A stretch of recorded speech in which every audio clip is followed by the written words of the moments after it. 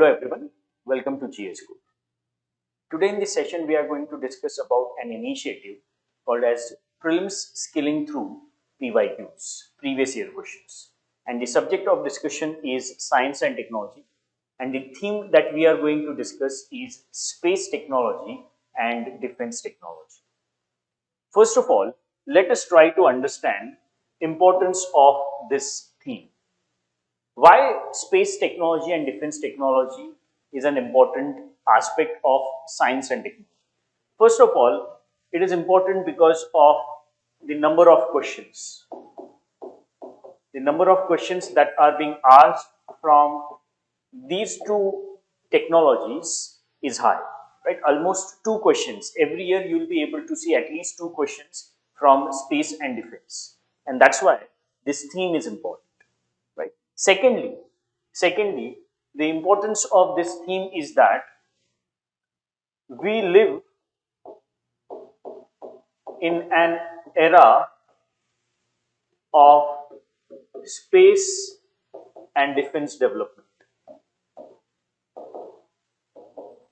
And as a result of these developments that are going on around us, that is getting reflected in UPSC's prelims examination. Right, so space and defense related developments are going on. For example, last year we have launched Chandrayaan 3, Aditya L1 has also been launched. Number of space related initiatives have also been carried out in 2024. For example, ExpoSat has been launched. There is one more important mission that is coming up, and it is NISAR, NASA ISRO Synthetic Aperture Radar. So those developments are going on in India, as well as there are a number of initiatives that have been taken by other space agencies. Also, in India, we are developing new defense related technologies. For example, indigenously we have developed aircraft carrier.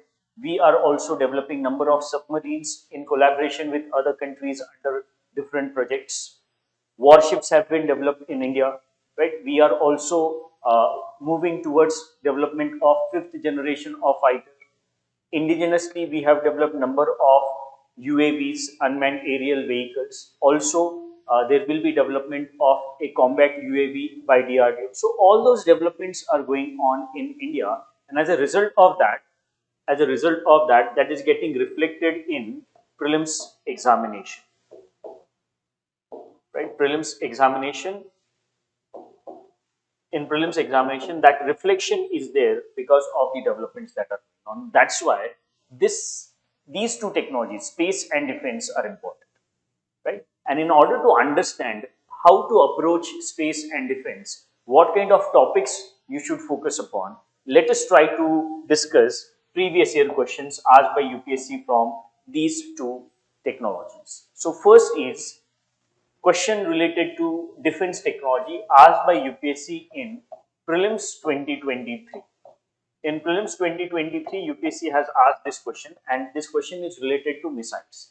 First statement is, so consider the following statements. First statement, ballistic missiles are jet propelled at subsonic speed throughout their flight, while cruise missiles are rocket powered only in the initial phase of flight.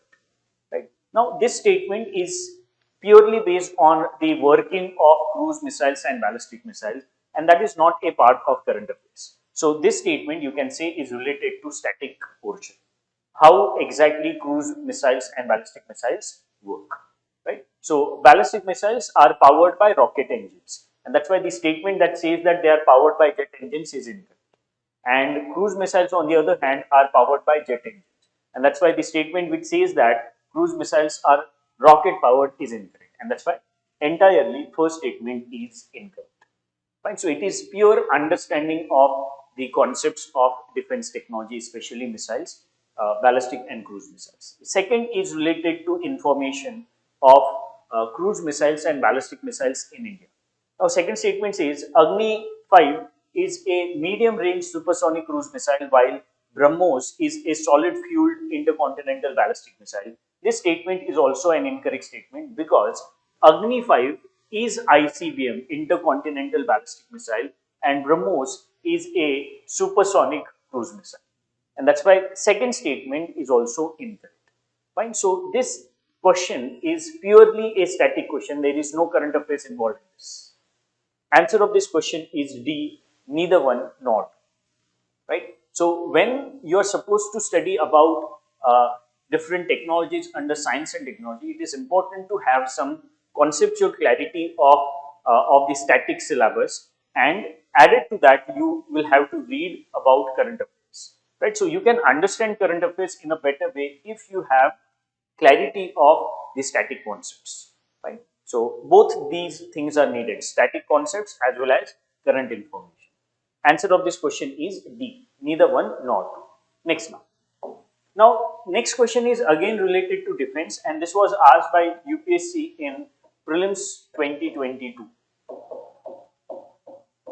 So question is, which one of the following statements best reflects the idea behind the fractional orbital bombardment system, FOBS, often talked about in media?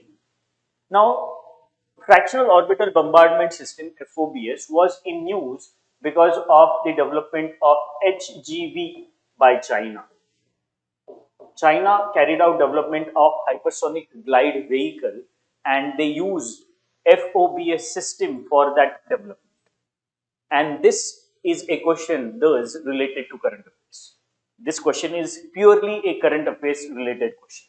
Now, if you have, let's say, if you have read about FOBS and you have some faint idea that FOBS is related to some missiles, then that faint idea will not help you solve this question, because UPSC is coming up with such options which will tempt you to mark that as your answer. For example, you can read A. Option A says that a hypersonic missile. Now, if you know that, okay, it is related to hypersonic missile, you might mark this as an answer, but this is incorrect. A hypersonic missile is launched into space to counter the asteroid approaching the Earth and explode it in space. Incorrect, right? FOBS or missiles, right now we do not have any missile which will be able to tackle asteroids that are entering in Earth's atmosphere. No, we do not have that kind of thing. So it is highly cooked up option, right? But it has been cooked up in such a way that your faint idea of that, okay, FOBS is related to missile, it has been used to develop that option, so that you will be tempted to mark it as your answer, and this has been given as option A, right? So these kind of traps UPSC is putting, so you will have to be aware about these kind of traps, right? So do not mark your answer before reading all the options. Next, so answer of this question is, it is a missile. So a missile is put into a stable orbit around the Earth and deorbits over a target on the Earth. That is what is the correct answer for fractional orbital bombardment system. It is a system which puts a missile in orbit, and it allows that missile to complete or to take a fraction of the orbit, and from that orbit it will be able to descend towards its target. That is what is done in FOBS.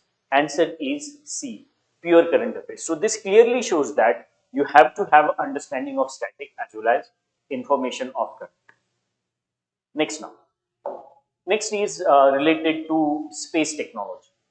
Not exactly space technology. UPSC in the recent past have asked many questions on space science.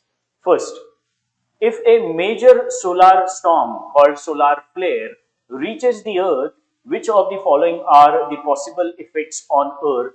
This was asked in prelims 2022. Right? Solar flares are in news because of the launch of Aditya L1. Right? And Aditya L1 is in news since 2019. So you should be aware of this solar flare. What exactly are solar flares?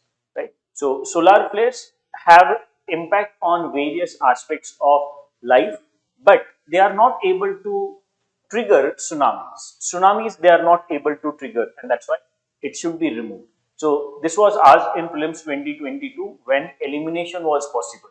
So if you eliminate 2, you will be able to get answer, and your answer is C. Right? So there is no relation between tsunamis and solar flares, because tsunamis are triggered because of earthquake.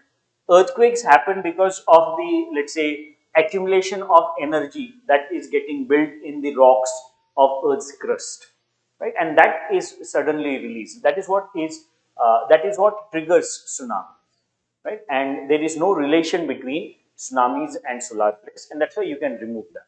And even this is incorrect.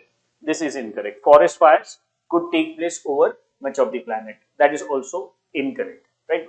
That too much of the planet, incorrect statement, right? So solar flares have impact on GPS and navigation systems, power grids. They also lead to intense auroras in the polar regions. They may affect the satellites which are there in orbit, and shortwave radio communication of aircraft will also be interrupted. So all those are possibilities, and that's why answer is C. So it is a, let's say, solar flares is a static topic only, but as it is in news, you should focus more on it, and thus you will be able to solve the question. Fine. Next question is, now this question was asked by UPSC in prelims of 2020. Prelims of 2020, and the question is, the experiment will employ a trio of spacecraft flying in formation in the shape of an equilateral triangle that has sides 1,000,000 kilometers long, with laser shining between the craft.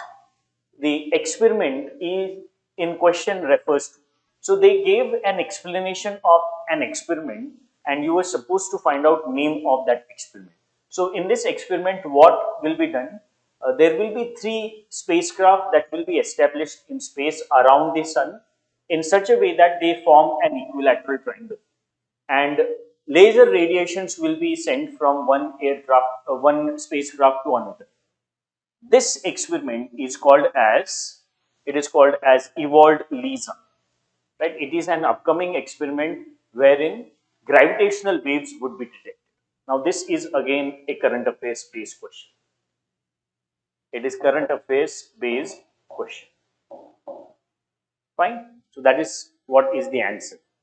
Next is, recently scientists observed the merger of giant black holes billions of light years away from the Earth. What is the significance of this observation? Right. So black holes are observed again in order to get information about gravitational waves, because black holes. So the event is merger of giant black holes. So when black holes merge, that would lead to disturbances on space-time fabric. And as a result of disturbances on space-time fabric, there will be creation of gravitational waves. So that can be detected with this kind of observation. So gravitational waves were detected. So again, this is a question related to space science, and mostly this kind of question you can put in the category of static syllabus. So UPSC these days have started focusing on static parts of technologies, especially space and defense, right? Because questions in space technology are being asked from space science instead of technology. So that clearly shows that you have to have understanding of the static topics. Along with that, you also need to study about the current affairs. Right? It is not either or. You will have to do both static as well as current affairs, and that's why mere monthly magazine based studies for space technology, for defense technology, or for entire science and technology will not suffice. Fine. So that is what is the approach that you will have to follow in order to prepare for this particular subject. That is about our discussion. Thank you.